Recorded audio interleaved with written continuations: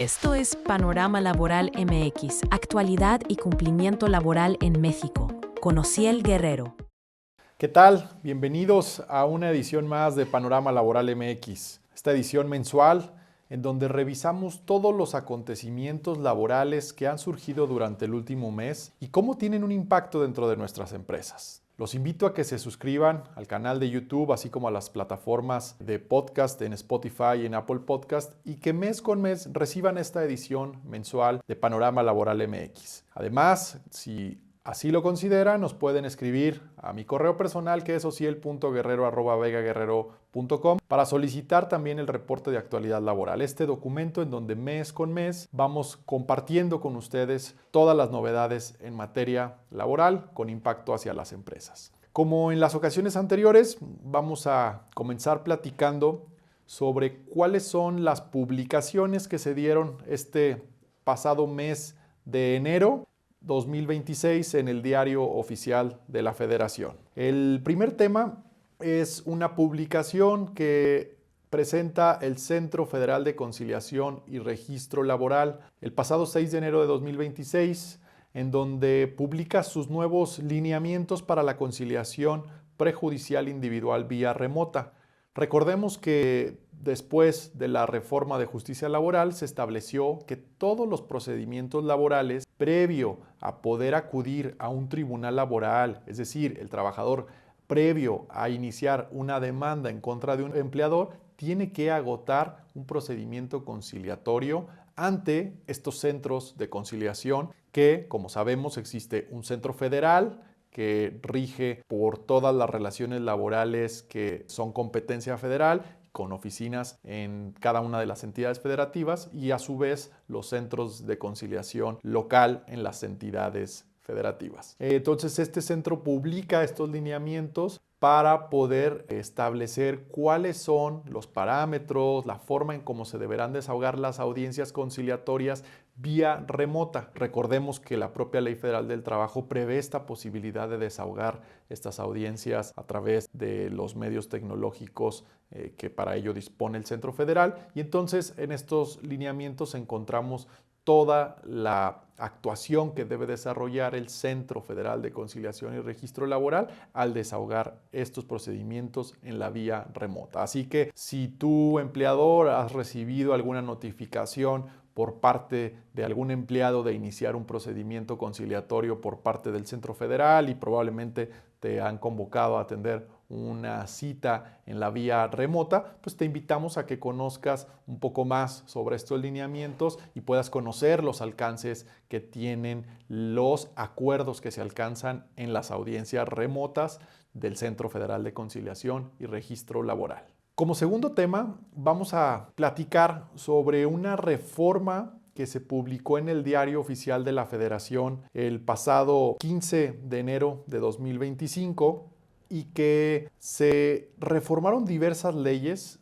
Entre ellas nos vamos a referir hoy en específico a la Ley Federal del Trabajo, con el ánimo de reforzar la igualdad sustantiva y prevenir la violencia laboral. En particular, en la Ley Federal del Trabajo, el objeto es incorporar de manera expresa el principio de igualdad sustantiva entre mujeres y hombres y establecer la obligación de que las relaciones laborales se desarrollen en entornos libres de discriminación y violencias. Cuando revisamos el texto en particular que se adicionó a la Ley Federal del Trabajo, encontramos que sí hay una nueva obligación de los empleadores, y es precisamente una obligación de capacitar a nuestros empleados precisamente en evitar la violencia dentro de los centros de trabajo en contra de las mujeres. Así que esto es un precedente importante, porque muy probablemente en las revisiones, en las inspecciones de la Secretaría del Trabajo y Previsión Social que desarrollen de manera posterior, muy probablemente encontremos que dentro del catálogo de obligaciones que nos revisan a las empresas y que nos piden que cumplamos, muy probablemente encontraremos las evidencias que pida la Secretaría del Trabajo de que como empleadores estamos llevando a cabo este tipo de capacitaciones hacia nuestros empleados. Entonces, recordar, esta es una iniciativa de reforma, ya es parte de la Ley Federal del Trabajo vigente, y entonces como tal ya ya obliga a todos los centros de trabajo y la recomendación es que entonces como empleadores vayamos pensando en estas capacitaciones y cómo las vamos a implementar, ya sea con especialistas externos o con algún curso en línea, etcétera. Desde luego puede haber un acercamiento a profesionales externos, a las instancias, por ejemplo, los institutos de la mujer,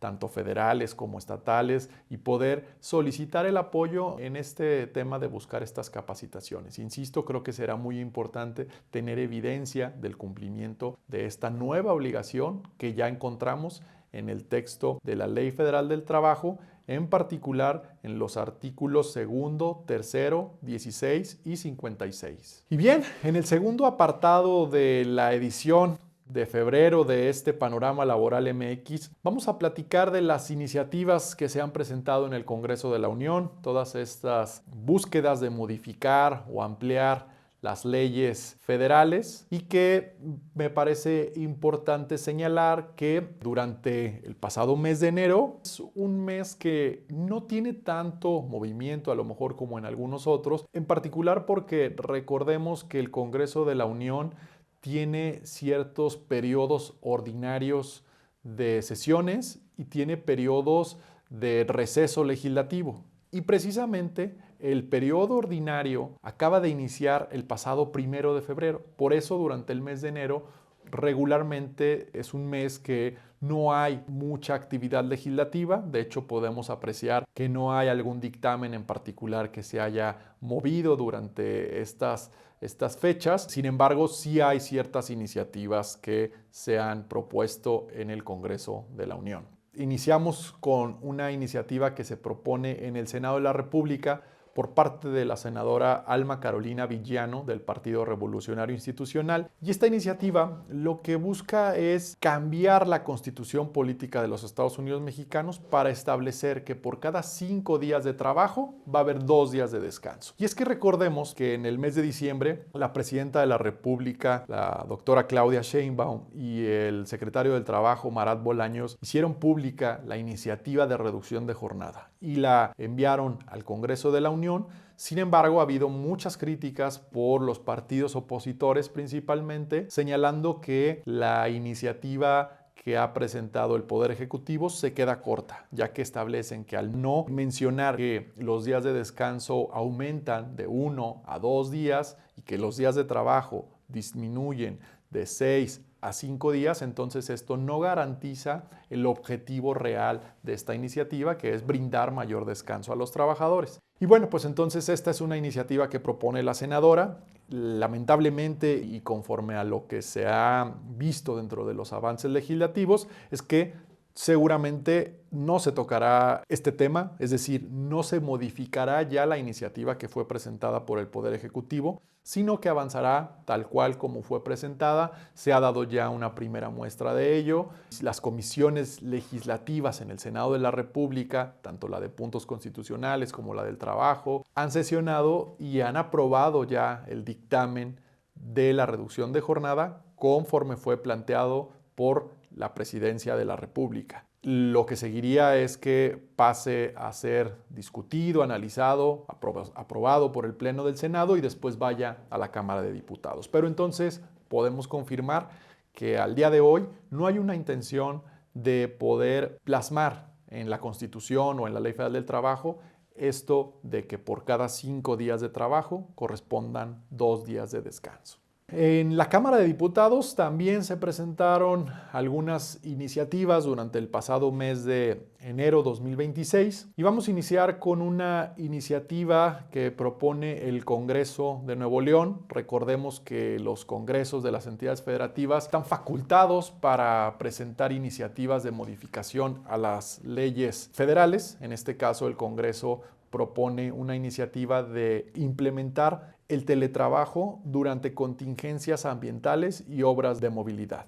Lo que dice en este caso el Congreso de Nuevo León, a través de esta propuesta que busca adicionar una fracción al artículo 132 de la Ley Federal del Trabajo, es que se debería imponer una obligación a los empleadores de implementar el trabajo a domicilio o teletrabajo cuando la naturaleza del puesto lo permita, en aquellos casos en que las autoridades competentes emitan declaratorias de emergencia o contingencia ambiental, así como durante la ejecución de obras públicas de infraestructura o programas de movilidad que generen afectaciones sustanciales al tránsito vehicular. Recordemos que actualmente la Ley Federal del Trabajo prevé un capítulo especial del teletrabajo. Sin embargo, el teletrabajo, como está hoy en día, tiene que ser acordado por la parte empleadora y por el trabajador, y debe de constar por escrito y debe de cumplir ciertos requisitos. Lo que se busca ahora es que por diversos factores externos al trabajo, como pueden ser contingencias ambientales, obras de infraestructura, etcétera,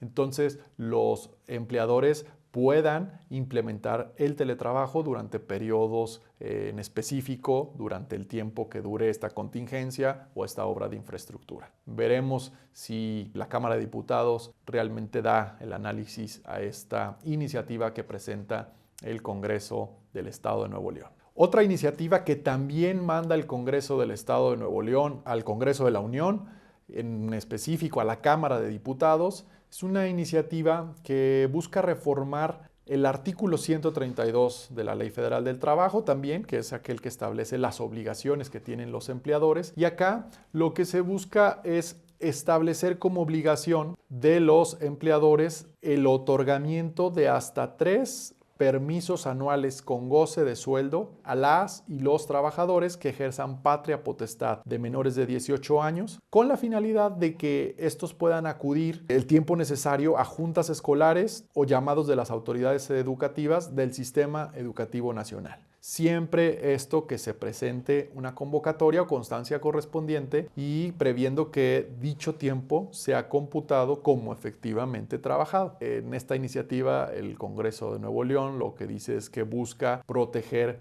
el interés superior de la niñez y que busca facilitar la conciliación entre la vida laboral y la vida familiar. Otra iniciativa que también propone el Congreso de Nuevo León al Congreso de la Unión, en particular también la envía a la Cámara de Diputados, es una modificación al artículo 170 de la Ley Federal del Trabajo respecto a los periodos de lactancia con reposos laborales y que busca ampliarlos hasta 2 años. Esta iniciativa buscaría ampliar los derechos de las madres trabajadoras en materia de lactancia, estableciendo durante el primer año hasta 4 reposos diarios de media hora o 2 de 1 hora y extendiendo del primero al segundo año posterior al nacimiento 2 reposos diarios de media hora cada uno, o cuando no sea posible la reducción de la jornada laboral en 2 horas previo acuerdo con la persona empleadora. Recordemos que actualmente ya existe la obligación de parte de los empleadores de dotar a las madres trabajadoras de estos periodos de lactancia.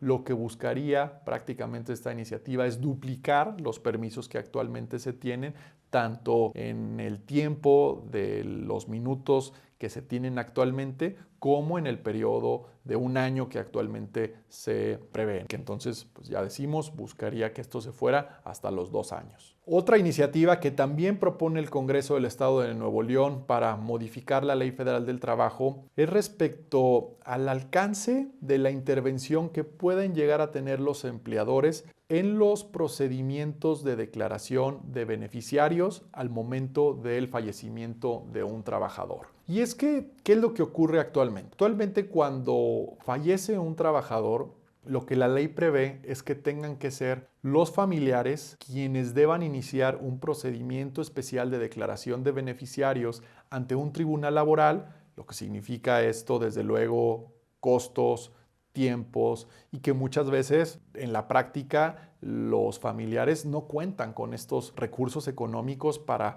promover este juicio de declaración de beneficiarios. Y entonces esta reforma lo que buscaría es dotar de ciertas facultades al empleador, quien seguramente tiene los medios para poder llevar a cabo este procedimiento, de que pueda iniciar el procedimiento de declaración de beneficiarios, porque recordemos además que la Ley Federal del Trabajo impone la obligación de que los contratos individuales de trabajo tengan un apartado en donde los trabajadores deben señalar quiénes serán sus beneficiarios de recibir las prestaciones laborales al momento de su fallecimiento. Entonces, lo que buscaría esta iniciativa es que sean los empleadores quienes tengan la facultad de poder iniciar estos procedimientos de declaración de beneficiarios, y desde luego creo que sería algo positivo para los familiares de los trabajadores fallecidos, ya que les evitaría tener que llevar a cabo este procedimiento y entonces daría la posibilidad de que sea directamente la empresa quien corra este procedimiento,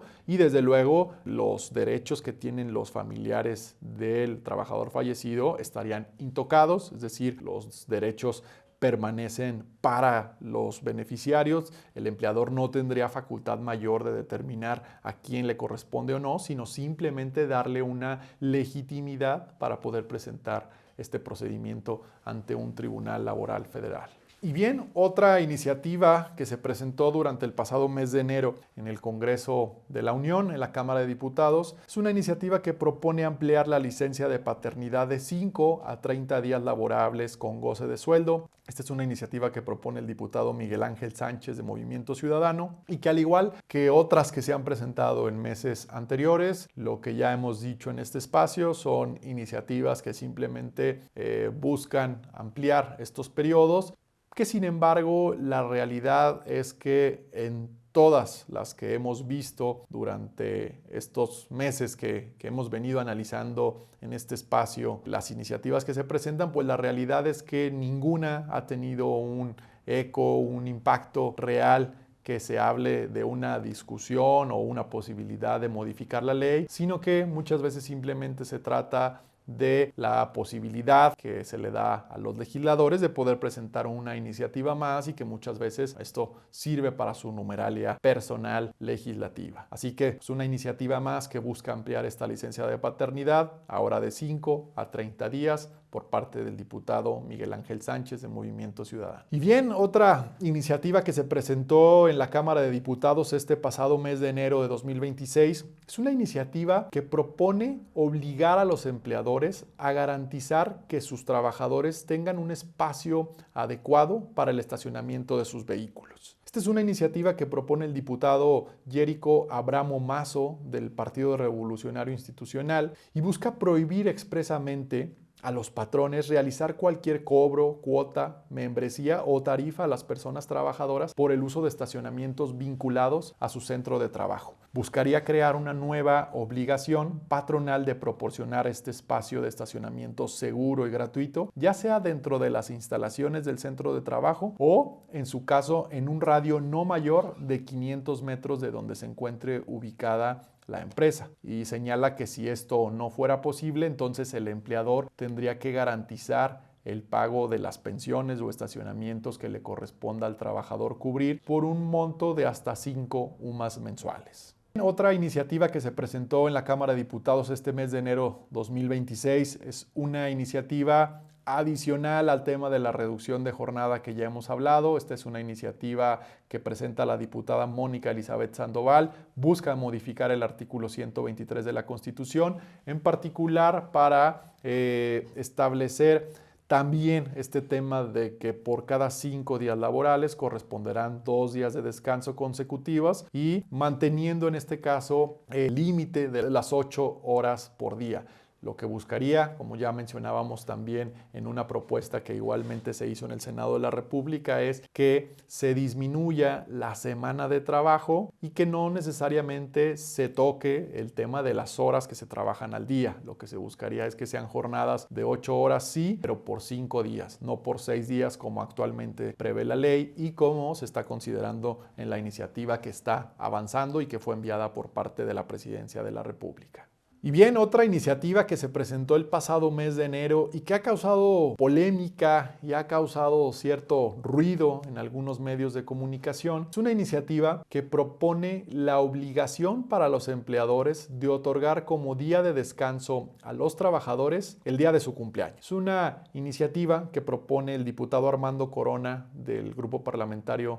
de Morena en la Cámara de Diputados, y lo que buscaría es adicionar al catálogo que actualmente tiene la Ley Federal del Trabajo de los días de descanso obligatorios el día en el que el trabajador o la trabajadora está celebrando su cumpleaños. Establecería esta reforma también que en caso de que el empleado decidiera sí trabajar durante ese día, entonces le correspondería el pago del doble del salario, como lo es en el caso de los días de descanso obligatorios que actualmente ya se tiene en la Ley Federal del Trabajo. Así que pues veremos si esta iniciativa logra tener algún avance, si efectivamente se discute en las comisiones legislativas y en su caso se aprueba y se convierte en parte de esta ley laboral. Otra iniciativa que se presentó durante el pasado mes de enero es una iniciativa que, al igual como hemos mencionado, busca ampliar el periodo de paternidad. En esta ocasión es una ampliación de 5 a 10 días laborales y quien la presenta es la diputada Hilda Magdalena Licerio del Partido Verde y, al igual que las que ya hemos mencionado en este sentido, simplemente buscaría en este caso duplicar los días de descanso que se tienen previstos para la licencia de paternidad, en este caso de 5 a 10 días obligatorios con goce de salario y con cargo al empleador. Y bien, otra iniciativa también respecto a los periodos de lactancia y que es muy similar a la que ya comentábamos anteriormente. Es una iniciativa que propone el diputado Jesús Jiménez del Grupo Parlamentario de Morena y busca ampliar el periodo de lactancia protegido de 6 meses hasta los 2 años de edad de las hijas o hijos de las madres lactantes trabajadoras. La propuesta conserva el esquema vigente de 2 reposos extraordinarios de 30 minutos o, en su caso, la reducción de 1 hora de la jornada laboral, extendiendo su aplicación durante todo el periodo de lactancia prolongada y reforzando la obligación patronal de garantizar espacios adecuados, higiénicos y accesibles para la lactancia en los centros de trabajo. Entonces ya vemos al menos otras 2 iniciativas durante el pasado mes de enero en este tema de la lactancia. Una que sí buscaría duplicar los periodos que para ello tiene la trabajadora durante su jornada laboral. Otra que mantendría los mismos espacios de 30 minutos por día, pero que ampliaría o duplicaría de 1 a 2 años este beneficio que tienen las madres trabajadoras. Así que, pues bueno, veremos si se conjuntan todas estas iniciativas que hay actualmente, que ya son un gran número, y que entonces, pues bueno, veamos si el Congreso tiene un interés de discutir y modificar la ley en este sentido. Y bien, otra iniciativa que se presentó el pasado mes de enero es una iniciativa que busca ampliar la exención del impuesto sobre la renta sobre la prima vacacional. Y es una iniciativa que propone también el diputado Jesús Jiménez del Grupo Parlamentario de Morena y buscaría modificar la ley del impuesto sobre la renta para establecer una exención de impuestos al pago de la prima vacacional con mayor amplitud de la que actualmente se tiene. Buscaría que la prima vacacional esté exenta hasta por 30 días del salario mínimo vigente. Esto definitivamente lo que generaría sería un mayor beneficio económico para los empleados, porque entonces los empleados recibirían al momento de cobrar su prima vacacional un monto neto mayor al que actualmente reciben. Sin embargo, por otro lado, la afectación en este caso sería para el fisco federal, para quien recauda impuestos sobre el pago de este tipo de prestaciones laborales. Entonces, se antoja complicado bajo las circunstancias que actualmente presentan las finanzas públicas del país, que avance una iniciativa que, en lugar de ser más recaudatoria, como hemos visto con algunas otras, busque recaudar menos y otorgar mayores beneficios fiscales, en este caso a los trabajadores. Pero bueno, pues veremos qué sucede con esta iniciativa, estaremos dando puntual seguimiento y lo estaremos informando desde luego por estos medios. Bien, otra iniciativa que se presentó el pasado mes de enero es una iniciativa que propone ampliar las licencias laborales por cuidados médicos para hijas e hijos con enfermedades raras. Recordemos que actualmente la Ley Federal del Trabajo, la Ley del Seguro Social, prevé la posibilidad de que las y los trabajadores puedan tener acceso a licencias con goce de salario para el cuidado de sus hijos cuando presentan enfermedades como lo pudiera ser el cáncer. Sin embargo, lo que busca esta iniciativa que presenta el diputado Héctor Jaime Ramírez Barba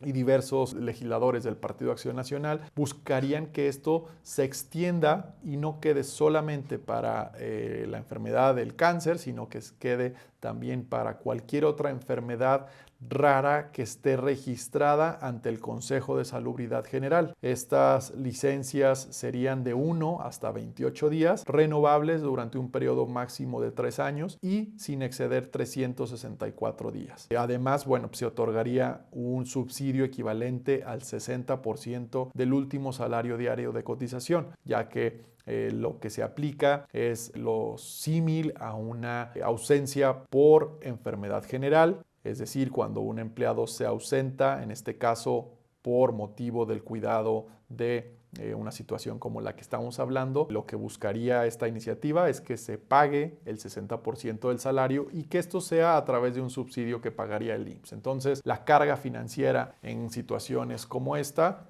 desde luego que sería importante para el Instituto Mexicano del Seguro Social. Y bien, otra iniciativa que vimos durante el pasado mes de enero es una iniciativa que propone ampliar la posibilidad de la contratación de personal extranjero en las empresas mexicanas del 10 al 20%. Recordemos que actualmente la Ley Federal del Trabajo nos dice que como empresa mexicana tenemos la obligación de contratar al menos al 90% de personal mexicano, lo que quiere decir que tenemos la posibilidad de contratar hasta el 10% de personal extranjero. Pues bien, esta iniciativa de la diputada Ana Erika Santana González del Partido Verde Ecologista lo que buscaría sería ampliar este límite del 10 al 20%, ya que señala en su exposición de motivos, hoy en día la migración que ocurre en el mundo y principalmente en América Latina ha provocado que las entidades federativas mexicanas tengan un número importante de personas migrantes en búsqueda de empleo y que muchas veces esta limitante es un obstáculo para que puedan acceder a trabajos formales. Así que es una iniciativa que buscaría ampliar esto. Ya hemos mencionado en este espacio también lo que representa este texto actual de la Ley Federal del Trabajo y hemos hablado de cómo puede considerarse como una medida discriminatoria por razón de nacionalidad el no darle la oportunidad de tener trabajo a alguien tan solo por el hecho de que haya nacido en un país distinto a México. Y esto lo hemos mencionado aquí también, la propia Secretaría del Trabajo, el Estado mexicano ha mencionado ante la OIT que en realidad estas disposiciones de la Ley Federal del Trabajo que discriminan a los extranjeros de alguna forma, como lo es aquel artículo de la Ley Federal del Trabajo que prohíbe a los extranjeros participar en las directivas sindicales, el Estado mexicano ha dicho que es letra muerta, que en realidad en México, bajo un paradigma de los derechos humanos, la protección constitucional, la obligación de todas las autoridades de velar por la garantía de los derechos humanos, está por encima de lo dispuesto en esta ley. Entonces, si bien es cierto, existe estas manifestaciones del Estado mexicano y este sistema constitucional, este bloque constitucional que en teoría prohibiría esta discriminación, lo cierto es que la ley sigue teniendo esta disposición y que por esto la diputada propone que se amplíe este margen de contratación de personal extranjero. Y bien, la última iniciativa de la que vamos a platicar el día de hoy es una iniciativa que se propone en la Cámara de Diputados respecto a la obligación que tendrán los empleadores de otorgar desde el primer día de trabajo a sus trabajadores el equipo de protección personal y las herramientas de trabajo adecuadas y necesarias para realizar las actividades que estarán desarrollando de manera correcta. Y es que esta iniciativa que propone el diputado Miguel Ángel Sánchez Rivera de Movimiento Ciudadano señala que en muchos de los casos los trabajadores tienen que presentarse a laborar con el uso de sus herramientas personales propias o con accesorios propios que en realidad tendrían que ser propiedad del empleador y que tendría que poner a disposición del trabajador. Y esto además lo que señala el diputado sería proteger la integridad, la seguridad, la salud, la higiene de los trabajadores con el uso adecuado del equipo de protección personal que sea proporcionado por el empleador. Así que veremos cuál sea el avance de esta iniciativa. Y bueno, la recomendación que damos aquí a los empleadores, desde luego, es siempre otorgar el equipo de protección personal, y no solamente eso, sino documentar lo que se está entregando, documentar la forma en cómo se debe de usar. Y recordemos que incluso hay norma oficial mexicana respecto al uso y respecto al equipo de protección personal que se deben entregar basado en las actividades que realizan los trabajadores. Así que revisar todo el conjunto de estas normas al respecto, entregar el equipo de protección y documentarlo de manera correcta, porque esto desde luego nos ayuda a tener un entorno laboral libre de accidentes de trabajo. Y pues bueno, esto además representa el beneficio de no tener accidentes laborales y no incrementar la prima de riesgo de trabajo que declaramos ante el Instituto Mexicano del Seguro Social. Y bien, en otro de los apartados o secciones en las cuales regularmente platicamos en esta edición mensual de Panorama Laboral MX es sobre los puntos de acuerdo que se presentan en el Congreso de la Unión. Son estos exhortos, invitaciones que realiza alguno de los diputados o senadores, o en su momento el Poder Legislativo, hacia principalmente dependencias del gobierno federal o en su caso de las entidades federativas, para llevar a cabo ciertas acciones, cumplir con alguna norma en específico. Y bueno, pues hoy les compartiré algunas de ellas que se presentaron también durante el pasado mes de enero en el Congreso de la Unión. Y la primera de ellas es una propuesta de exhorto a la Secretaría del Trabajo y Previsión Social para implementar un programa piloto nacional contra el hostigamiento, acoso y abuso de poder por mandos medios. Es un punto de acuerdo que propone el diputado Jesús Torres Cofiño del Partido Acción Nacional, y lo que buscaría es que la Secretaría del Trabajo y Previsión Social diseñe e implemente un programa piloto nacional orientado a prevenir, detectar y atender el hostigamiento, acoso y abuso de poder ejercido por mandos medios en los centros de trabajo. Esto mediante acciones como diagnósticos externos y anónimos de clima laboral, mecanismos de escucha y orientación a personas trabajadoras, medidas de protección preventiva para denunciantes, evaluación integral del desempeño de mandos medios, etcétera, etcétera. Entonces, veremos si esto avanza de alguna manera y la Secretaría del Trabajo toma cartas en el asunto sobre esta petición que estaría realizando este diputado. Otro de los temas, y acá hay dos puntos de acuerdo que se presentan, es sobre la implementación correcta de la ley Silla. Recordemos que el año pasado se aprobó y comenzó a entrar en vigor una reforma a la Ley Federal del Trabajo, esta reforma conocida como Ley Silla, en donde se impone la obligación a los empleadores de dotar de sillas suficientes con respaldo a los trabajadores, de regular la forma en cómo los trabajadores pueden hacer uso de estas sillas y de prohibir el desarrollo de jornadas laborales que se lleven a cabo por completo de pie. Y bueno, pues en ese sentido, el diputado Ricardo Mejía del Partido del Trabajo, como la diputada Ivonne Ortega de Movimiento Ciudadano, lo que proponen es que, por un lado, se refuerce el cumplimiento de esta ley Silla en sectores de servicios y comercio. Y es que hemos visto en redes sociales incluso cómo se ha ventilado el cumplimiento que están realizando ciertas empresas y que muchas de las veces pues es deficiente, ya que recordemos, no solamente es tener la silla con respaldo, sino es delimitar el área en donde van a estar las sillas con respaldo y sobre todo orientar y guiar la forma en cómo los empleados acceden al uso de estas sillas. Es decir, no es simplemente poner la silla y decir, bueno, pues te puedes sentar cuando quieras y no esté documentado, sino que a través de la obligación que impuso esta reforma, incluso de ajustar nuestro reglamento interior de trabajo, debemos de establecer los mecanismos de cómo los trabajadores desarrollan toda su jornada, cuáles son sus periodos de descanso, cómo pueden hacer uso de estas sillas, etcétera, etcétera, ¿no? Entonces, lo que se propone por un lado es esto, reforzar el cumplimiento, principalmente en estos sectores de servicios y comercio, por un lado, y por el otro, intensificar las inspecciones y llevar a cabo una campaña informativa. Basado esto también en esto que decíamos, hay mucha desinformación, muchas empresas no están cumpliendo de manera correcta y entonces lo que se busca desde el Congreso de la Unión es que la Secretaría del Trabajo intensifique acciones para difundir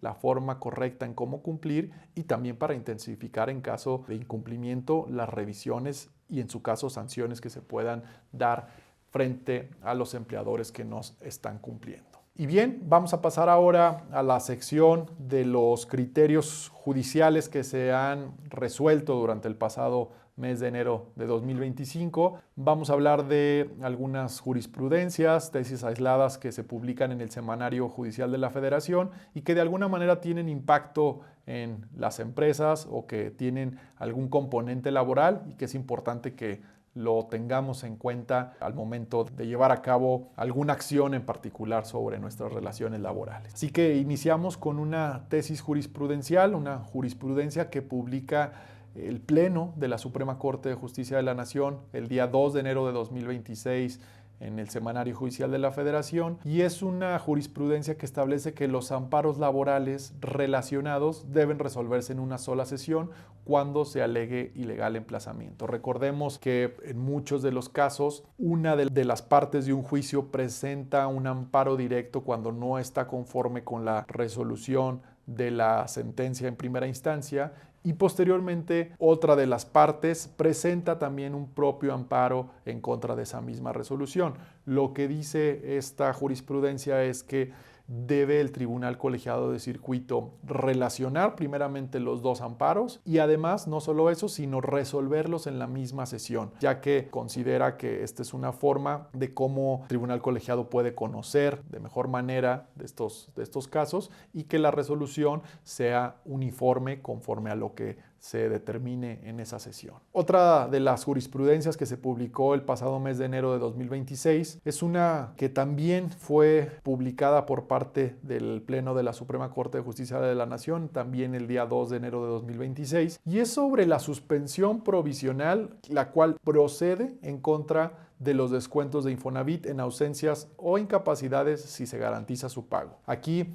me permito recordarles que hubo una reforma al artículo 29 de la ley del Infonavit en donde se establece que en casos de ausencias o incapacidades de nuestros trabajadores, los empleadores estamos obligados a mantener el pago de los créditos Infonavit y del arrendamiento social. Lo que nos dice esta jurisprudencia es que si tú como empresa presentaste un amparo en contra de la aplicación de esta ley, el juzgado que esté conociendo de tu amparo sí te debe de otorgar la suspensión. Sin embargo, ¿qué quiere decir esto? Que la suspensión es que durante el tiempo que se resuelva tu amparo, entonces no estarás obligado a pagar estas cuotas de tus trabajadores que presenten una situación como la que ya hablábamos. Sin embargo, la parte interesante es que aquí dice la Suprema Corte es sí te deben de dar la suspensión, pero debes de garantizar el pago. Entonces, habrá que ver cómo cada juzgado de distrito instrumenta esta orientación que determina la Suprema Corte, pero bueno, aquí la recomendación sería esta: si tu empresa presentó amparo en contra de esta reforma, pues es momento de revisar cómo está otorgada esta suspensión y si cumple con estos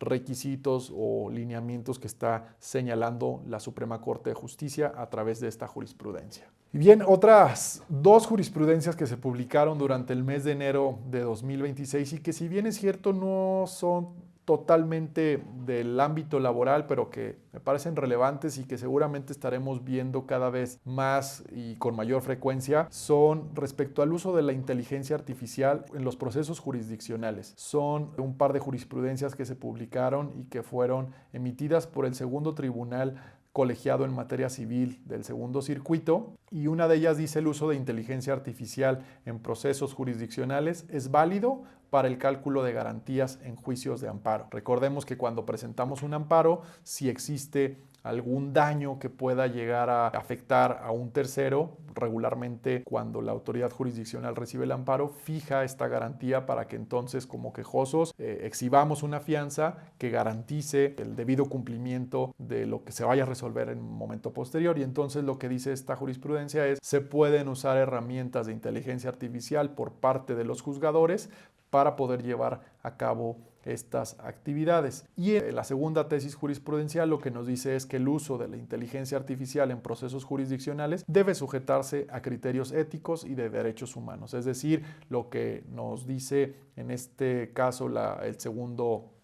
este segundo tribunal colegiado en materia civil del segundo circuito es que en virtud de que en México no se encuentra debidamente regulado el uso de inteligencia artificial en estos temas de los procedimientos jurisdiccionales, siempre que se use la herramienta se debe de velar por la protección de los derechos humanos y sujetarse esto a criterios éticos y desde luego no perder de vista que deberá llevar la revisión responsable de los operadores de la justicia. Es decir, al final de cuentas la responsabilidad será del funcionario público que está haciendo uso de las herramientas y esto no se puede apartar desde luego basado también en estos criterios. Bien, la última jurisprudencia que platicaremos hoy, que fue publicada en el mes de enero, es una jurisprudencia que emite el Pleno Regional en materias penal y del trabajo de la región Centro-Sur. Debe garantizar la subsistencia del trabajador con base en el salario diario integrado. Explico de qué se trata esto. Cuando tenemos una sentencia de un tribunal laboral que no nos beneficia, es decir, que nos condena como empleadores a pagar ciertas indemnizaciones o prestaciones, tenemos la posibilidad de presentar un amparo directo ante un tribunal colegiado en contra de esta resolución. Pues bien, el tribunal colegiado está obligado a fijar una subsistencia. ¿Qué significa? Esta subsistencia lo que busca es que durante el tiempo que se va a llevar para resolver este amparo, se debe de establecer un monto que le permita al trabajador recibir fondos suficientes precisamente para subsistir. Esto quiere decir que entonces cuando presentamos el amparo, la autoridad nos fija esta subsistencia y tenemos que cubrir. Esta subsistencia es cobrada por el empleado, ya decíamos, durante este tiempo y puede hacer uso de la misma durante este periodo. Lo que en particular resuelve esta jurisprudencia es que la forma de calcular esta subsistencia debe ser basada en el salario diario integrado que quedó debidamente justificado dentro del expediente principal. Recordemos que cuando en un juicio laboral se reclama el pago de indemnizaciones y prestaciones, si bien el trabajador establece o señala cuál fue su salario, posteriormente es la parte demandada, el patrón tiene la carga de probar cuál fue el salario real del trabajador. Y lo que nos dice entonces es esta jurisprudencia, revisemos y con base en el salario diario integrado, siempre que dicho salario haya quedado acreditado en el laudo o en la sentencia reclamada, entonces esta garantía, esta subsistencia debe de calcularse basada en este salario diario integrado. Y bien, vamos a platicar ahora de tesis aisladas que también se publicaron en el Semanario Judicial de la Federación. Ya hemos comentado la diferencia entre las jurisprudencias que son obligatorias y las tesis aisladas que son orientadoras. En este caso es importante también conocer estos criterios porque, como ya lo decimos, es orientador y muchas veces las autoridades laborales sí toman como base estos criterios orientadores para resolver en el mismo sentido. Así que una forma de prevenir cómo nos va a resolver la autoridad es conocer estas tesis aisladas. La primera de ellas nos dice que la conciliación prejudicial no es exigible respecto de terceros interesados en juicios laborales. ¿Qué es lo que ocurre? Recordemos que el trabajador regularmente demanda a un empleador, pero puede señalar a otras empresas o personas como terceros interesados, o incluso el juez está facultado para nombrar a terceros interesados si dentro del desarrollo del juicio se percata que existe un posible interés que pueda ser afectado de algún tercero. Y entonces este tercero tiene que ser mandado llamar para que intervenga en el juicio y pueda hacer valer los derechos que le corresponda. Pues bien, lo que nos dice esta tesis es que en el caso de estos terceros interesados no es necesario agotar una conciliación prejudicial, sino que al ser su carácter como terceros, ellos son llamados directamente al juicio sin necesidad de haber pasado por la etapa previa conciliatoria. Bien, otra tesis aislada que encontramos durante el pasado mes de enero en el Semanario Judicial de la Federación es una que emite el primer tribunal colegiado en materia de trabajo del primer circuito y que nos dice que el juez laboral debe prevenir al actor para subsanar inconsistencias en la demanda antes de concluir el juicio. ¿Qué significa esto? Que cuando se presenta una demanda, el juez laboral tiene la obligación de revisar que la misma esté completa, que no tenga inconsistencias. Y lo que sucedió en este caso que se resolvió y que dio pie a esta tesis aislada es que el tribunal remitió el expediente porque consideró que faltaban algunas actuaciones o que había inconsistencias y entonces remitió el expediente al Centro de Conciliación Laboral para efectos de agotar una etapa conciliatoria que faltaba. Entonces lo que nos dice esta tesis es, no, tú como juez debes primero prevenir al actor para que subsane inconsistencias. ¿Qué quiere decir esto? Que si por ejemplo el juez detecta que se presenta una demanda sin las constancias de conciliación, no tendría que mandarlo al centro de conciliación para agotar esta conciliación obligatoria, sino que primero debería de advertirle al trabajador que ha detectado estas inconsistencias basadas, por ejemplo, en este caso en donde no se encuentran estas constancias de no conciliación y que sea el actor quien conteste y diga, sí las tengo, aquí están, o en su caso se le reconozca esta necesidad de poder agotar el procedimiento conciliatorio.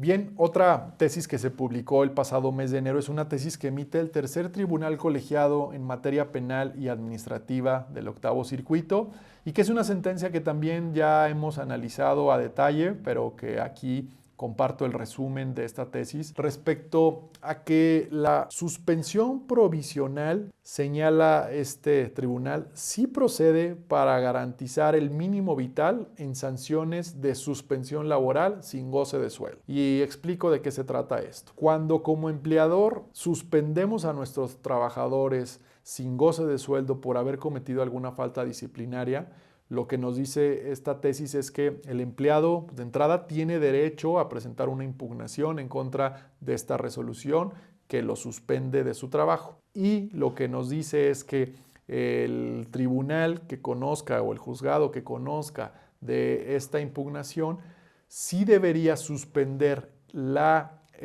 sanción que le impone el empleador al trabajador, al menos para garantizar el pago de un mínimo vital. Esto lo que refiere esta tesis es que los empleados durante el tiempo que van a estar suspendidos de su relación de trabajo tienen el derecho a recibir al menos, dice esto, el 30% de su salario para poder cubrir sus necesidades más básicas como pudiera ser alimentos, hospedaje, etcétera, etcétera. Entonces, pues me parece relevante y si tienes algún interés en conocer más de esta tesis en particular, pues te invito a que revises el capítulo de criterios que cambian el juego en donde analizamos muy a detalle todo lo que se resolvió en esta sentencia y desde luego criticamos algunos puntos de la misma. Ya para cerrar este capítulo mensual de Panorama Laboral MX en su edición de febrero 2026, donde estamos revisando todos los acontecimientos laborales que ocurrieron y surgieron durante el pasado mes de enero, compartiré con ustedes algunas de las noticias o boletines oficiales que se publicaron, temas que vimos en la prensa durante el mes de enero y que, pues bueno, es importante que los tengamos en cuenta. Uno de ellos es un boletín que publica la Secretaría del Trabajo y Previsión Social, en donde señala que el 44.6% de la población ocupada en México cuenta con un empleo formal, según la propia Secretaría del Trabajo. Nos dice que es el equivalente a 26.5 millones de personas y aclara que la formalidad laboral no se limita a la afiliación ante el IMSS, sino que incluye también a trabajadores afiliados al ISSSTE. Esto, bueno, pues es un mensaje que emite la Secretaría del Trabajo.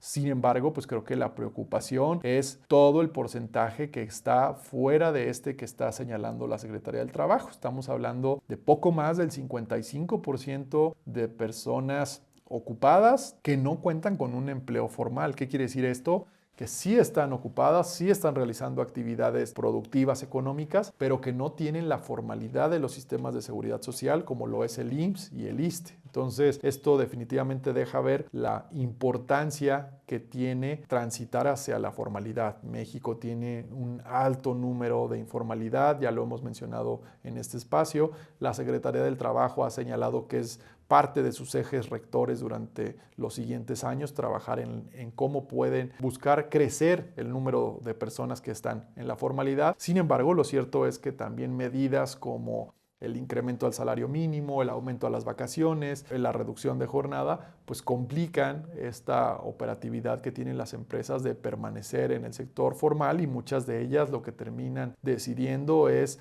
trasladarse al sector informal. Otras de las noticias que vimos durante el mes de enero es una respecto a que el Departamento del Trabajo de Estados Unidos destinará 23.4 millones de dólares para fortalecer la aplicación de la legislación laboral en México. Lo hace en particular de transferencias a dos organizaciones. En lo particular, Partners of the Americas recibirá 15.4 millones de dólares y Creative Associates International recibirá 8 millones de dólares. Lo que busca el Departamento del Trabajo de Estados Unidos es reforzar el cumplimiento del anexo 23A o en general del Tratado de Libre Comercio entre México, Estados Unidos y Canadá, y que recordemos que no es la primera vez que esto ocurre. Regularmente en años pasados también así lo ha hecho el gobierno estadounidense a través de distintas organizaciones. Se busca que existan capacitaciones dentro de las empresas, acciones que ayuden a la implementación de manera correcta, y pues ahora son 23.4 millones de dólares que veremos este 2026 a través de estas dos organizaciones para la implementación de acciones que busquen reforzar el cumplimiento del TEMEC en México. Otras noticias nacionales que se dieron a conocer durante el pasado mes de enero es que el Centro Federal anticipa un fortalecimiento de facultades sancionatorias en materia laboral a partir de 2026. ¿Qué quiere decir esto? Que el Centro Federal de Conciliación y Registro Laboral está previendo que finalmente sea este año 2026 cuando avance una reforma a la Ley Federal del Trabajo que buscaría dotarle de mayores herramientas para imponer sanciones, particularmente en temas sindicales. Recordemos que actualmente ha sido este mecanismo laboral de respuesta rápida del TEMEC el que ha ayudado a que se visibilicen ciertas violaciones de derechos laborales en empresas mexicanas y que intervenga el Estado mexicano para resolver, desde luego en cooperación con el Estado americano. Entonces lo que buscaría este centro laboral es que exista una especie de mecanismo laboral interno para evitar acudir al mecanismo laboral internacional o para tratar de buscar que sea un primer filtro en donde los trabajadores mexicanos o los sindicatos mexicanos tengan la posibilidad de presentar sus quejas y que sea el Centro Federal quien tenga la posibilidad de intervenir y resolver situaciones al respecto. Otra noticia que vimos también en el mes de enero fue el cierre del 2025 en las cifras de empleo. Se confirmó una pérdida estacional del empleo formal ante el IMSS. Al cierre del 2025 se registró una cancelación neta de 320.692 puestos de trabajo afiliados al IMSS, un fenómeno atribuido principalmente a la pérdida estacional de empleo en el último mes del año, asociada a la conclusión de contratos temporales en sectores como la construcción, el comercio y algunos otros servicios. Respecto a temas de negociaciones colectivas, desde luego se advierte una presión inflacionaria y nuevos equilibrios en la negociación sindical. Estamos viendo cómo ya están surgiendo estas negociaciones colectivas y no se han hecho esperar los aumentos basados en la inflación que se anunció también durante el mes de enero, una inflación oficial del 3.69%, pero que en realidad en muchos de los casos que nos ha tocado ver, por ejemplo, pues los sindicatos están proponiendo incrementos por encima de esta inflación anual oficial publicada el mes pasado. Para cerrar, simplemente invitar de nueva cuenta a que nos sigan en los canales que ya conocen, tanto en el canal de YouTube como en las plataformas de podcast, en Spotify, en Apple Podcast. Nos pueden encontrar como Panorama Laboral MX y mes con mes estarán recibiendo este capítulo donde recapitulamos todo lo que ha surgido en el mundo laboral en México y cómo podemos cuidar a nuestras empresas, cómo podemos advertir los cambios, los riesgos que se avecinan para poder estar informados y tomar las mejores decisiones en beneficio de nuestras organizaciones. Así que, pues sin más, les agradezco nuevamente el haberse conectado a escucharnos, a vernos, y los invito a que estén pendientes de todos los episodios y también desde luego del proyecto de Criterios que Cambian el Juego, en donde semana con semana analizamos criterios judiciales igualmente con impacto empresarial laboral. Así que muchas gracias y nos vemos en la próxima.